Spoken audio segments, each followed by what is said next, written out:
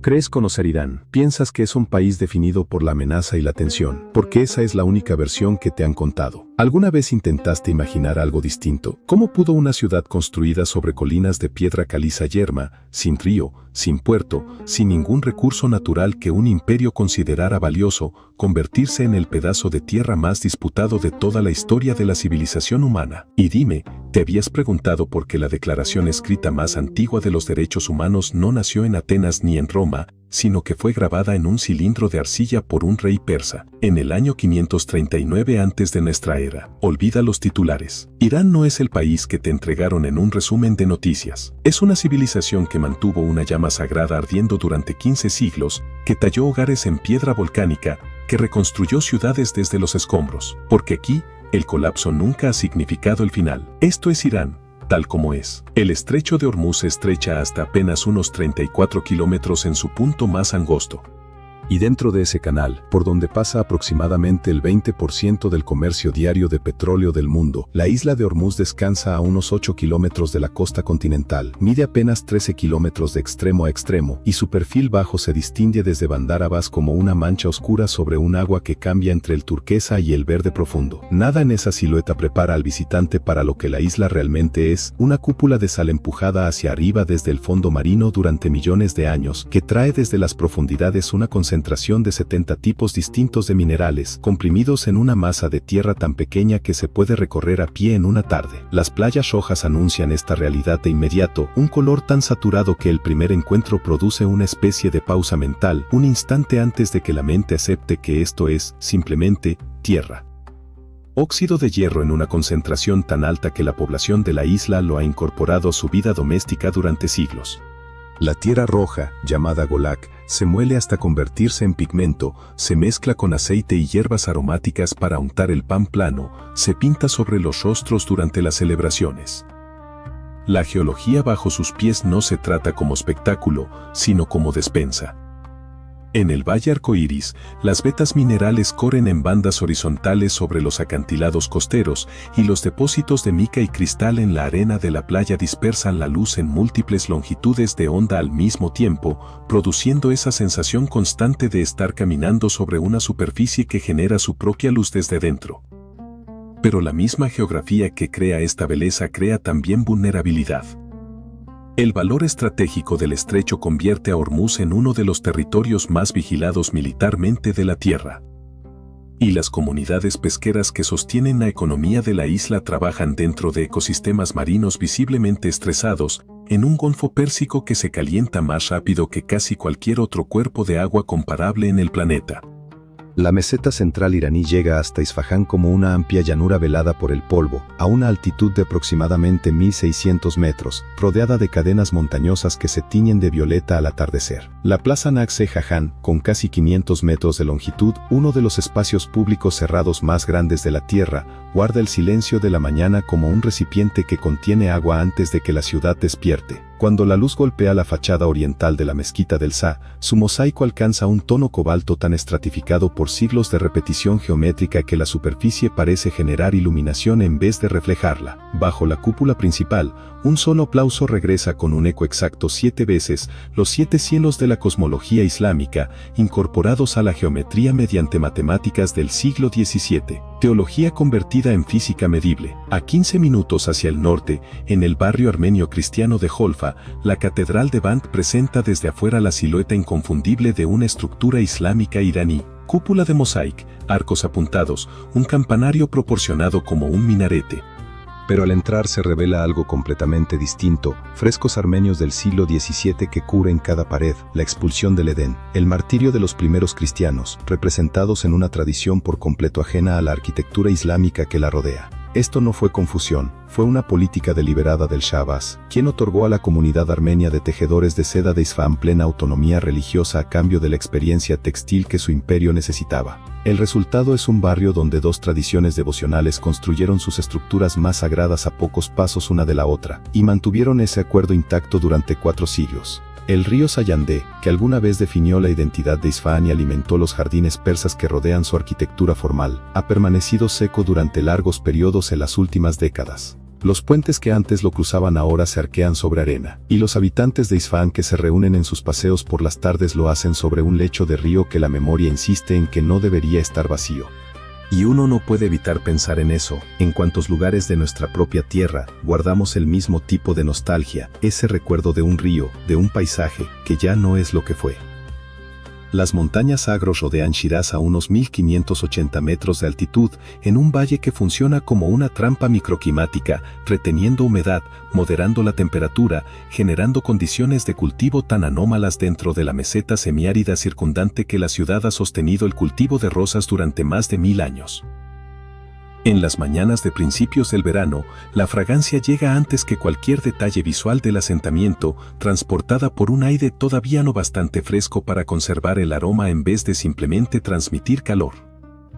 Las crestas calizas que envuelven el valle reciben la primera luz del amanecer mientras la ciudad abajo permanece en sombra, y en ese intervalo de iluminación desigual, Shiraz se presenta como un lugar que existe dentro de una excepción deliberada. Dentro de esa excepción, la mezquita de Nasir al-Mulk resume con más precisión el carácter de la ciudad.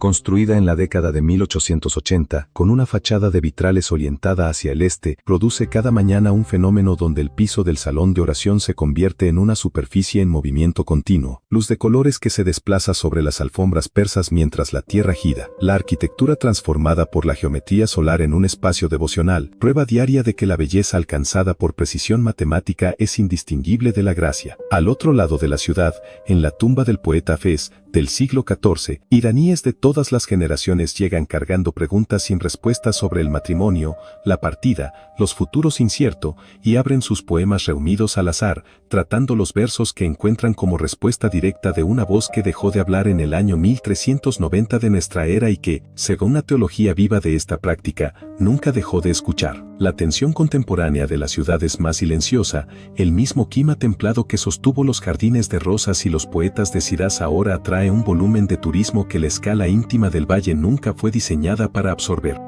La provincia de Fars se extiende hacia el sur desde las faldas de los Zagros, como una meseta pálida y azotada por el viento, donde la tierra no ofrece casi nada. Sin río, sin bosque, sin refugio contra un sol que golpea la piedra caliza con tal intensidad que las superficies rocosas expuestas alcanzan temperaturas capaces de quemar la piel desnuda.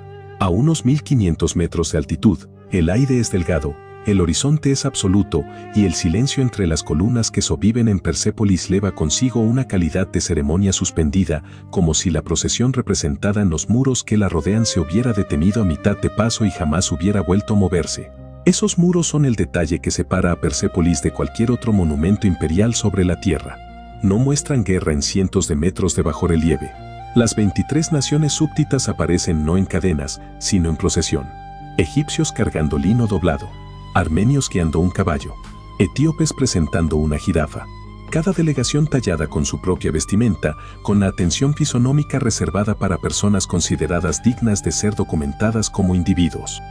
El cilindro de Ciro, emitido en el año 539 antes de nuestra era, expresó esa misma filosofía en palabras que hoy se reconocen como la primera declaración escrita de derechos humanos en el mundo. Persépolis la expresó en piedra, a escala monumental, en un desierto que preserva todo. Para los guardianes y campesinos que recorren esta meseta a diario, las ruinas encierran un patrón familiar, civilización extraordinaria, reclamación paciente por parte de la tierra. Hoy, la lluvia ácida transportada desde centros industriales, muy al oeste, está disolviendo las superficies del relieve que sobrevivieron incluso al fuego de Alejandro, y las figuras que han enfrentado el sol de la tarde durante 25 siglos comienzan, por primera vez, a perder sus detalles frente a fuerzas que el imperio nunca pudo anticipar.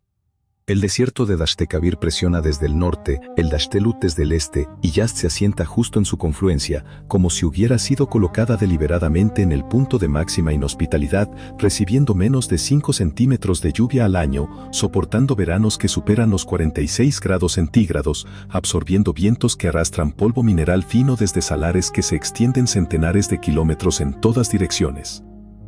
La ciudad no combate este entorno, sus muros de adobe tienen el color del desierto porque están hechos del desierto, y las torres de viento, los Badhir, que se elevan sobre sus techos, representan 14 siglos de inteligencia acumulada sobre cómo convertir un clima hostil en un recurso, motores atmosféricos pasivos que capturan las corrientes de aire en altura. Las aceleran a través de conductos que se van angostando y entregan aire hasta 8 grados más frío en las habitaciones de abajo.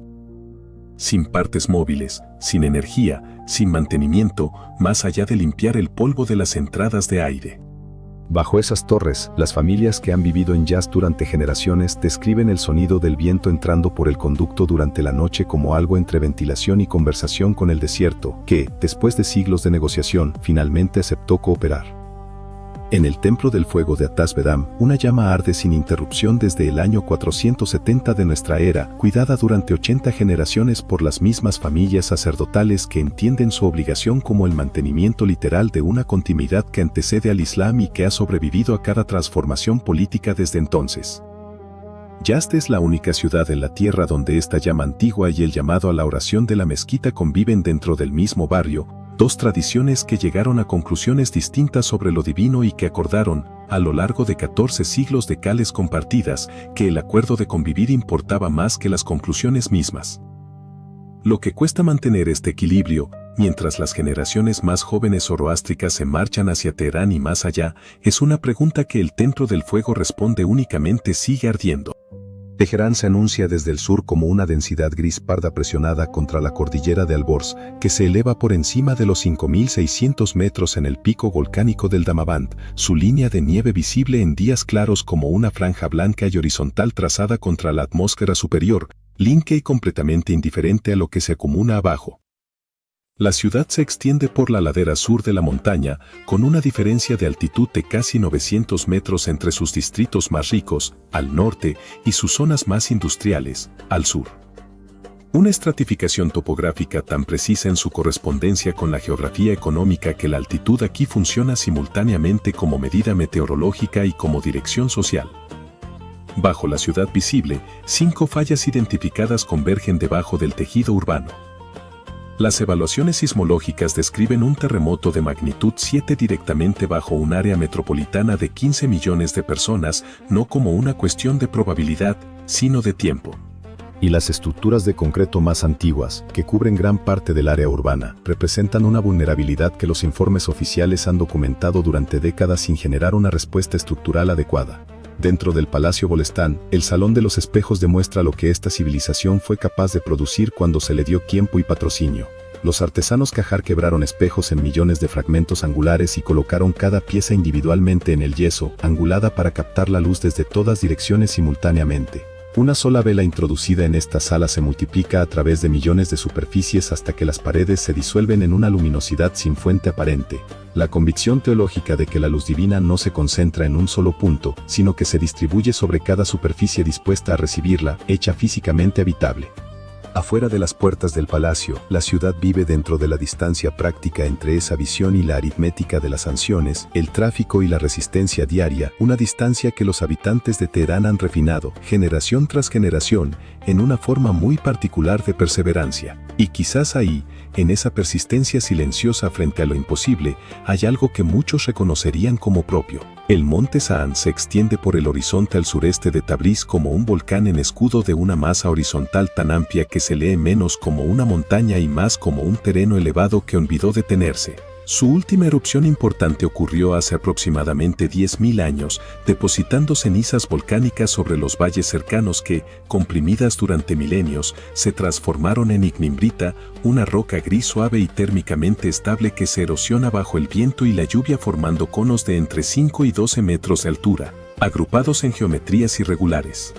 En un valle a unos 56 kilómetros al sur de Tabriz, a poco más de 2.100 metros de altitud, el pueblo de Kandován ha existido dentro de estas formaciones durante aproximadamente 700 años. No junto a los conos volcánicos, sino dentro de ellos. El asentamiento humano y la formación geológica se han convertido, a través de siglos de ocupación continua, en la misma cosa. La ignimbrita mantiene temperaturas interiores entre los 15 y los 20 grados centígrados, sin importar las condiciones externas, un aislamiento natural que funciona sin ningún apoyo transporte de energía, logrando lo que la ingeniería moderna alcanza solo mediante capas sintéticas y control climático continuo. Las familias cocinan, duermen y crían a sus hijos en cámaras taladas para necesidades domésticas específicas, paredes enyesadas, nichos tallados, puertas de madera ajustadas en aberturas ensanchadas, escaleras de piedra construidas directamente sobre la superficie de los conos. El humo sale por conductos tallados en los picos, las ovejas pastan abajo.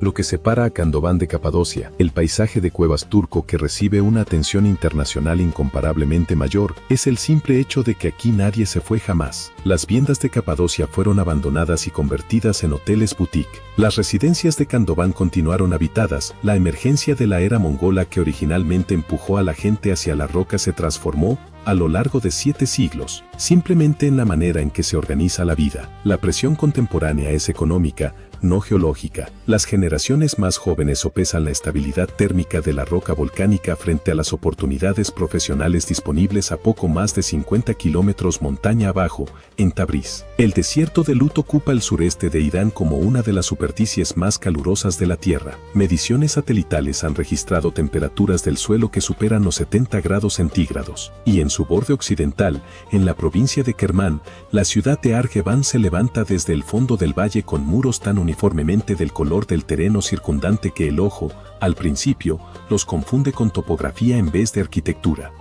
Cada ladrillo fue hecho con el mismo material que el desierto proveía sin costo alguno, tierra compactada mezclada con paja, secada bajo el mismo calor que hacía necesaria la construcción. Una tecnología tan perfectamente circular que el desierto tanto creó la presión como suministró la solución. Bajo esos muros, la red de canats hizo real a la ciudad, canales excavados a mano que descienden decenas de metros bajo la superficie del desierto, siguiendo el gradiente del nivel freático desde la montaña hasta la llanura, a través de túneles que mantenían ángulos descendentes precisos sin ninguna asistencia mecánica, entregando agua desde fuentes ubicadas a más de 40 kilómetros de distancia, únicamente por gravedad.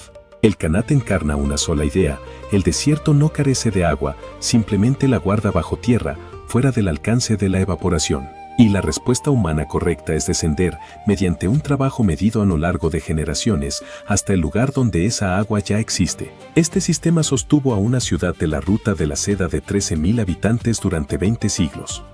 El 26 de diciembre del año 2003, un terremoto sacudió directamente bajo la ciudad dormida y en 26 segundos derrumbó 20 siglos de construcción sobre las personas que vivían dentro, matando a 26.000 de ellas.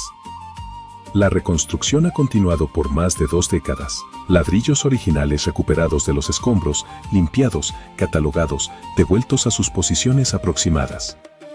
Los canales de Kanat restaurados junto a los muros que antes sostenían. La ciudad se está reensamblando a partir de sus propios restos, que es, en toda la escala de su historia, exactamente lo que BAM siempre ha hecho. Y quizás por eso conmueve tanto, porque hay algo profundamente humano en levantarse de nuevo con las piezas de lo que uno mismo fue, sin pretender que nunca se cayó. El desierto de Dast-e-Kabir se encuentra con las estribaciones sureñas de las montañas centrales de Irán en Kazán, en un paisaje de transición abrupta, desiertos de sal, una extensión blanca y plana, que da paso a colinas quebradas de ocre y gris sin ninguna suavidad intermedia. La ciudad aparece desde el camino de acceso como una extensión de este terreno, muros de adobe perimetrales del color de la tierra circundante, líneas de techo interrumpidas solo ocasionalmente por alguna torre de viento. Nada en el exterior anuncia lo que contiene. Esto no es un accidente arquitectónico, es la lógica de supervivencia de una rica ciudad comercial de la Ruta de la Seda, forjada durante 25 siglos de ejércitos que pasaban. La lógica de que lo que no puede verse no puede codiciarse, y lo que no puede codiciarse no puede ser arrebatado. Al cruzar una de sus puertas bajas, la temperatura cae 8 grados antes de que el ojo termine de ajustarse. Un patio donde corre una fuente, rosas que crecen contra muros de azulejos, y trabajos de yeso de un refinamiento extraordinario que cubren superficies interiores que requirieron años de labor especializada continua. La casa Tabatabaei, un antiguo hogar de mercaderes, contiene dentro de su exterior discreto 40 habitaciones, múltiples patios interconectados y ductos de luz diseñados de tal manera que cada habitación recibe luz solar directa en algún momento del día. Belleza sostenida como una disciplina privada, no como una declaración pública. El Jardín FIM, alimentado por el manantial de Solimaní a través de un sistema hidráulico del siglo XVI, opera sus fuentes completamente sin bombas mecánicas, impulsado por la diferencia de presión entre la elevación de la fuente y el diseño del jardín. El mismo caudal se mantiene hoy que hace 5 siglos. En una ciudad desértica donde el agua es la forma más comprimida de riqueza, un jardín autosuficiente es el argumento más preciso posible sobre lo que esta civilización comprendió de su entorno. El comercio de alfombras que financió esta arquitectura se ha contraído severamente bajo las sanciones internacionales. Y los artesanos que aún trabajan en los taleres que Dame en Kazán producen textiles que ya no llegan con facilidad a sus mercados tradicionales. Los muros exteriores sencillos ahora ocultan no solo belleza, sino también incertidumbre económica. Las montañas de Alborz reciben la humedad del mar Caspio en su cara norte con tal intensidad que transforma el paisaje en pocos kilómetros. El interior semiárido iraní da paso, a medida que el terreno se eleva hacia la provincia de Gilán, a un bosque templado tan continuamente verde que la transición se siente como cruzar una frontera climática entera y no simplemente cambiar de altitud. Masulé se asienta dentro de esta zona boscosa, a unos 1000 metros de altitud. Sus edificios de color ocre amarillo se apilan contra una pendiente tan pronunciada que, desde el valle abajo, el pueblo se lee como una acumulación vertical de formas presionadas contra la ladera de la montaña, ascendiendo nivel tras nivel hasta la línea de árboles. Algo que creció dentro de la roca durante aproximadamente 1000 años de ocupación continua. La disposición que surgió de esto es el detalle que separa a Masulé de cualquier otro asentamiento de colina. El techo de cada edificio es la calle peatonal del edificio de arriba. Toda la red de circulación pública es, al mismo tiempo, la superficie estructural privada de las casas de los residentes. Ningún camino admite vehículos. El sendero hacia el mercado es el techo del dormitorio de un vecino. Y esto ha sido así durante 40 generaciones sin que exista un acuerdo escrito que lo rija, porque en un lugar donde la arquitectura vuelve visible el contrato social, ese contrato no necesita documentarse. El Caspio deposita aproximadamente 140 centímetros de lluvia al año en estas estribaciones, 27 veces la lluvia que recibe Yazd. Y en la niebla otoñal que se asienta sobre Masulé durante semanas enteras, los muros de barro absorben y liberan humedad en un ciclo térmico que hace que los edificios parezcan, literalmente, respirar. El bosque desciende hacia las terrazas más bajas con una brusquedad que se experimenta como un cambio de clima, más que de paisaje. Lo que enfrenta el pueblo ahora es la presión de su propia fama, el turismo ha traído, en igual medida, oportunidad económica y tensión estructural a un asentamiento construido exactamente para el número de personas que siempre albergó. Y los senderos sobre los techos, que funcionan gracias a la confianza mutua entre vecinos, se convierten, bajo el peso de los extraños, en algo que exige gestión en lugar de simple herencia. Irán no debería existir de la forma en que existe, No por la lógica de la comodidad, no por la lógica de la estabilidad, no por ninguna medida moderna de lo que una civilización necesita para sostenerse durante 3 milenios sobre una meseta rodeada de desierto, fracturada por fallas sísmicas y moldeada por fuerzas que, repetidamente y sin disculpa, han desmantelado todo lo que las manos humanas intentaron hacer permanente. Lo que ha persistido aquí no es el resultado del control ni de circunstancias favorables, sino de algo más silencioso y más duradero, una familiaridad heredada, generación tras generación, con la impermanencia.